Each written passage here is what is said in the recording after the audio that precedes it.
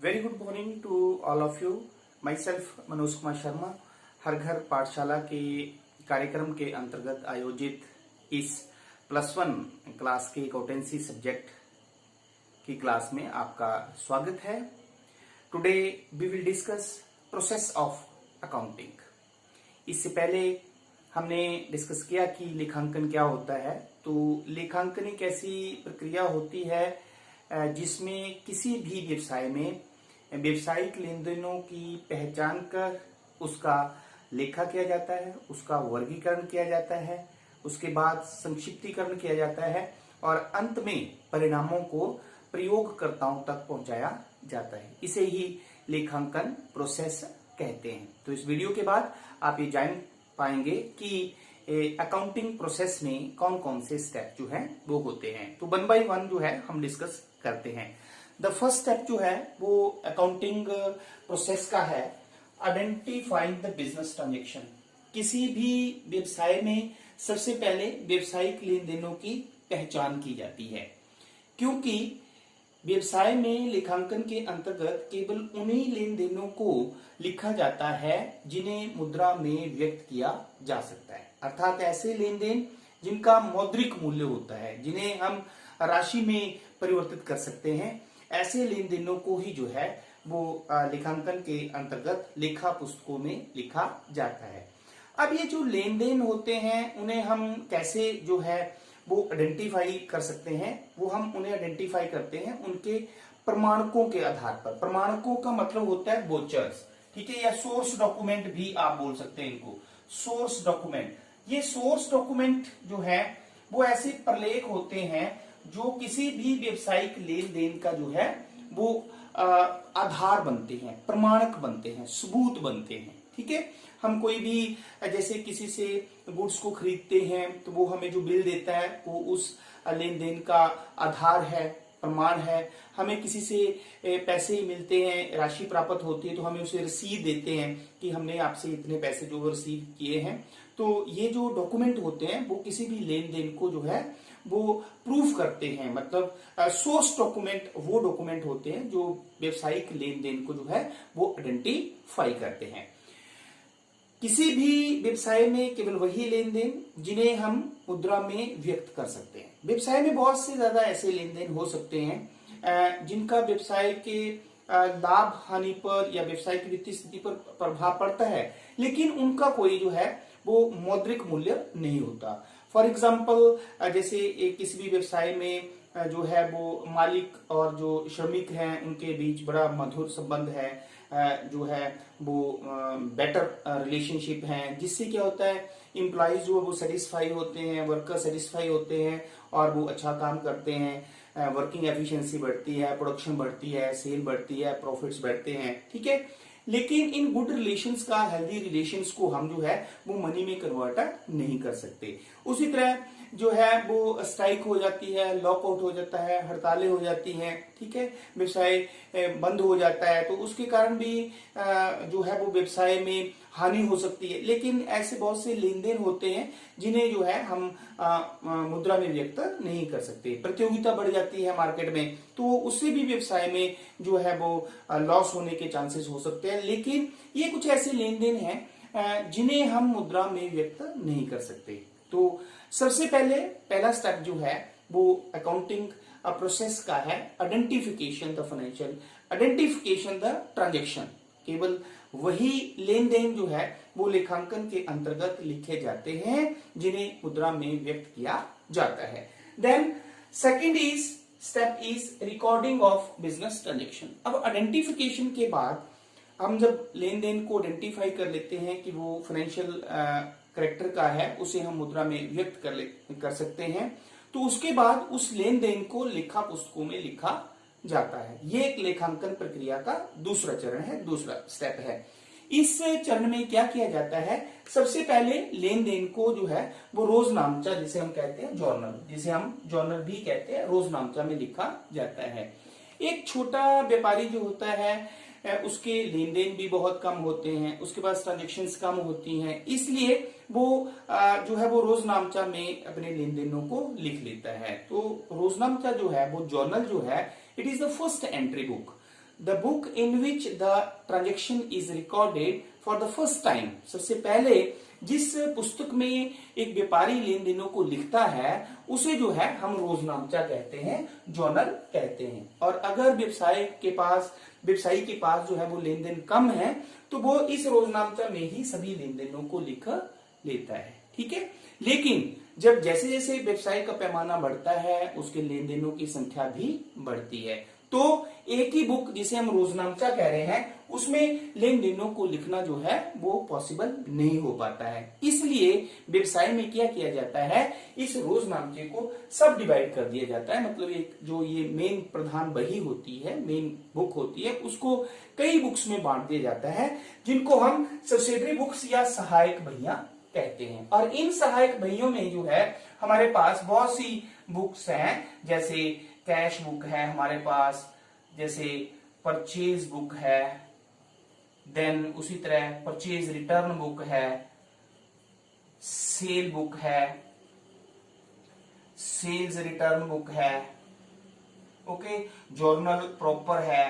We will discuss all these concepts in detail, ठीक है। तो ये सब्सिडरी बुक्स, ये बुक्स जो हैं वो किसी भी व्यवसाय में जब पैमाना, उसका व्यवसाय का पैमाना बढ़ जाता है तो लेन देनों की संख्या बहुत ज्यादा होती जाती है। इसलिए क्या किया जाता है, लेन देन की प्रकृति के अनुसार, ट्रांजेक्शन्स की नेचर के अनुसार जो है वो अलग अलग पुस्तकों में उन्हें लिखा जाता है। जो रोकड़ से संबंधित लेन देन होंगे, जो सभी लेन देन जो नगद में किए जाएंगे, उन्हें कैश बुक में लिख लिया जाता है, ठीक है। उसी तरह परचेज बुक में जब उधार हम क्रय करेंगे, माल को उधार खरीदेंगे तो उसे परचेज बुक में लिख लिया जाता है। उसी तरह उधार खरीदा हुआ माल जब वापिस कर दिया जाता है तो उसे परचेज रिटर्न बुक में, क्रय वापसी बही जिसे कहते हैं, उसमें लिख दिया जाता है। देन इसी तरह जब हम माल को, गुड्स को उधार बेचते हैं तो उसे सेल बुक में लिख दिया जाता है, विक्रय बही में लिख दिया जाता है। और अगर बेची हुई गुड्स जो है वो किसी कारण से वापस आ जाती हैं तो उसे हम सेल्स रिटर्न बुक में जो है वो लिख देते हैं, विक्रय वापसी बही में लिख देते हैं, ठीक है। और कोई भी लेन देन जो इन बहियों से रिलेटेड नहीं होता है उन्हें हम जो है वो जर्नल प्रॉपर में लिख देते हैं। तो ये सेकंड स्टेप है हमारे पास लेखांकन प्रक्रिया का, recording of business transactions. After that we have classifying the business transaction, जिसे हम वर्गीकरण कहते हैं। वर्गीकरण एक ऐसी प्रक्रिया होती है जिसमें एक ही प्रकृति के लेन देनों को एक ही जगह पे लिखा जाता है, उसे हम बोलते हैं वर्गीकरण। Classification is a process of recording all the transactions, all the same nature transactions at one place. तो जिस बही में या जिस पुस्तक में इन एक ही प्रकृति के लेन देनों को एक ही जगह में लिखा जाता है, उस पुस्तक या वही को हम कहते हैं लेजर, खाता बही। क्या कहते हैं, लेजर या खाता बही। और खाता बही में लेन देनों को लिखने की प्रक्रिया जो होती है उसे हम कहते हैं पोस्टिंग। क्या कहते हैं, पोस्टिंग। तो खाता बही एक ऐसी बही होती है जिसमें सेम नेचर के, सेम प्रकृति के जो लेन देन होते हैं उन्हें एक ही जगह पे लिखा जाता है। जैसे हमने पढ़ा कि रोजनामचा में हम सभी लेन देनों को इकट्ठे लिखते हैं, ठीक है। जैसे मान लो हम एक एग्जांपल लेते हैं यहाँ पे कि मिस्टर राम को हम गुड्स बेचते हैं, मिस्टर राम को हम माल बेचते हैं। तो एक साल में हम मिस्टर राम को हो सकता है 10 बार माल बेचे, 10 बार हम उससे जो है वो पैसे रिसीव करें, माल वापिस भी होगा, बहुत सी ट्रांजेक्शन्स होगी। मान लो उसके साथ, राम के साथ हमारे पास मान लो पूरे साल में 25 ट्रांजेक्शन्स हैं। लेकिन अगर हम एक निश्चित तिथि को यह देखना चाहें कि अब हमने राम से कितने पैसे रिसीव करने हैं या राम को हमने टोटल कितने का माल जो है वो बेचा है, तो हम क्या करेंगे, हम खाता बही में राम का खाता बनाएंगे और उसमें हम राम से संबंधित जो है वो सभी लेन देनों को लिखेंगे। कहने का तात्पर्य ये है कि खाता बही एक ऐसी बुक होती है, एक बही होती है जिसमें सभी खातों को अलग अलग बनाया जाता है और उन खातों से संबंधित जो सभी लेन देन होते हैं उन्हें एक ही जगह लिखा जाता है। तो थर्ड स्टेप जो है हमारे पास अकाउंटिंग प्रोसेस का वो है हमारे पास क्लासिफिकेशन। तो क्लासिफिकेशन, वर्गीकरण एक ऐसी प्रक्रिया है जिसमें जो है वो एक ही प्रकृति के लेन देनों को एक ही खाते में एक ही जगह पे लिखा जाता है, उसे हम कहते हैं क्लासिफिकेशन। तो क्लासिफिकेशंस के बाद हमारे पास फोर्थ स्टेप आता है समराइजिंग द बिजनेस ट्रांजेक्शन। अब क्लासिफिकेशंस में हमने ये देख लिया कि किससे हमने टोटल कितने पैसे लेने हैं या किसी को कितने पैसे देने हैं, टोटल हम इसमें खाता बही जब हम क्लासिफिकेशन करते हैं तो इसमें हम सभी खाते खाता बही में अलग अलग बनाते हैं। जैसे कोई भी जिससे हम माल खरीदा, गुड्स का खाता अलग से बनाएंगे, परचेज का अलग से बनाएंगे, हर एक्सपेंस का खाता जो है हम इसमें अलग से बनाएंगे। अब वर्गीकरण के बाद हमारे पास आता है संक्षिप्तीकरण, summarizing the business transaction. Summarizing का मतलब क्या होता है, प्रत्येक व्यवसायी जो है वो वर्ष के अंत में जो है वो व्यवसाय का लाभ हानि देखना चाहता है, उसकी वित्तीय स्थिति देखना चाहता है। तो संक्षिप्तीकरण एक ऐसी प्रक्रिया है जिसमें अंतिम खाते बनाकर लाभ हानि की गणना की जाती है और व्यवसाय की वित्तीय स्थिति का पता लगाया जाता है। अब संक्षिप्तीकरण के अंतर्गत सबसे पहले जो है वो ट्रायल बैलेंस बनाया जाता है। ठीक है, क्या बनाया जाता है? ट्रायल बैलेंस, तलपट जिसे आप हिंदी में कहते हैं। तो ट्रायल बैलेंस जो है वो एक ऐसी स्टेटमेंट, तलपट एक ऐसी स्टेटमेंट होती है जिसमें खाता बही के खातों के जो शेष होते हैं उनकी सहायता से एक स्टेटमेंट बनाई जाती है खातों की अंक गणितीय शुद्धता की जांच करने के लिए कि क्या अब तक जो हमने पीछे प्रोसेस किया है वो क्या हमने सही किया है या नहीं। तो ये हम तलपट की सहायता से करते हैं और तलपट बनाने के बाद, ट्रायल बैलेंस बनाने के बाद फिर अंतिम खाते बनाते हैं जिनके अंतर्गत सबसे पहले हम व्यापारी खाता जिसे आप ट्रेडिंग अकाउंट कहते हैं, ठीक है, व्यापारी खाता बनाते हैं। व्यापारी खाते से सकल लाभ ग्रॉस प्रॉफिट या सकल हानि ग्रॉस लॉस कैलकुलेट होके आता है और उसके बाद हम प्रॉफिट एंड लॉस अकाउंट बनाते हैं जिसे लाभ हानि खाता कहते हैं। इसकी सहायता से जो है वो नेट प्रॉफिट या नेट लॉस कैलकुलेट होके आता है और लास्ट में हम बैलेंस शीट बनाते हैं, स्थिति विवरण बनाते हैं जिससे व्यवसाय की संपत्तियां कितनी है, दायित्व कितनी है, पूंजी में कमी हुई या वृद्धि हुई, ये सारी इंफॉर्मेशन जो है वो फाइंड आउट की जाती है। तो ये है हमारे पास fourth step summarization. Clear? Then the last we have analysis and interpretation, विश्लेषण एवं व्याख्या।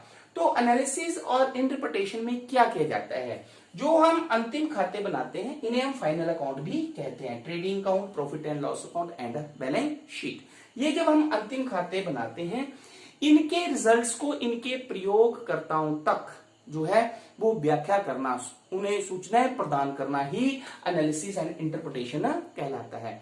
एनालिसिस में जो हमने निकाले हैं, रिजल्ट निकाले हैं, उनका हम विश्लेषण करते हैं कि अगर हमारे पास सेल बढ़ी है तो वो पिछले ईयर के कंपैरिजन में कितनी बढ़ी है, अगर प्रॉफिट बढ़ा है या प्रॉफिट हुआ है तो वो सेल के कितने परसेंट हैं, एक्सपेंसेस बढ़े हैं तो कितने बढ़े हैं और क्यों बढ़े हैं, अगर कम हुए हैं तो वो क्यों कम हुए। ये सारी चीजें जो है वो इन चीजों का सभी का विश्लेषण किया जाता है और फिर इन इंफॉर्मेशंस को इनके प्रयोगकर्ता जो होते हैं, जैसे हमारे पास लेनदार होते हैं, विनियोजक होते हैं, जो है वो ऑनर्स होते हैं, गवर्नमेंट होती है, जिनको जो है वो इंफॉर्मेशन व्यवसाय से रिलेटेड चाहिए होती है, उन्हें जो है वो ये जानकारी जो है वो ये सूचनाएं जो है वो प्रदान की जाती हैं। तो ये हमारे पास 5 स्टेप्स हैं अकाउंटिंग प्रोसेस के। Number 1 is identifying the business transaction, the second is recording the business transactions, वो मैंने आपको बताया कि रिकॉर्डिंग कहां पे करते हैं हम, ठीक है।